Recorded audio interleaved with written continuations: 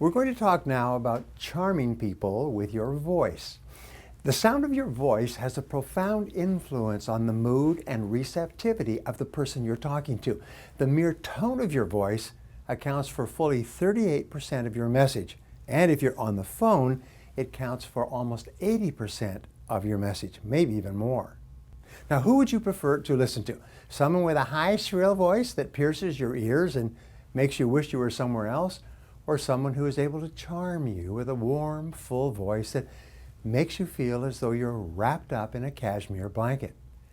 It's no contest. Cashmere wins every time. What about monotonous and boring voices? Blah voices, we call them.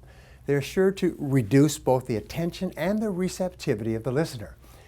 You have to use your voice the way storytellers do, with animation and color that makes whatever you talk about, even if it's just the weather or the stock market, sound interesting.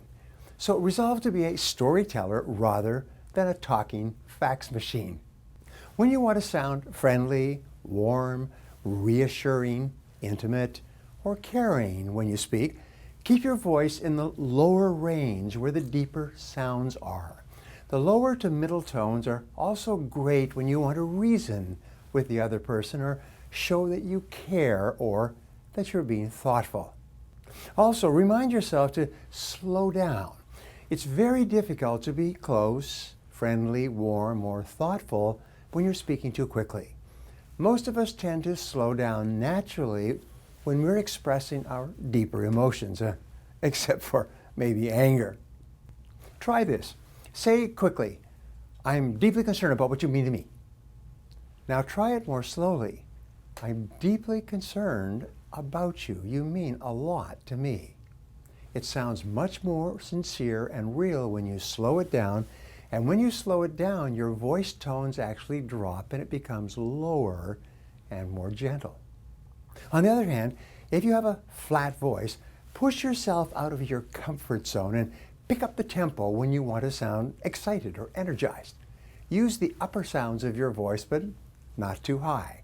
Vary your speed and tone, sort of like changing gears. Choose your pace and tone based on what you're talking about and the mood that you want to create. Now, deeper vocal sounds suggest size and strength. Higher sounds convey smallness and weakness. If you hear a deep barking behind the door, you don't expect to see a Chihuahua. If you hear a high-pitched barking, you don't expect to see a Great Dane. Powerful people, by the way, deliberately speak more slowly and with lower tones. They slow it down and they pause. And this gives their words power and people pay more attention to them. I hope you enjoyed this video on how to charm people with your voice.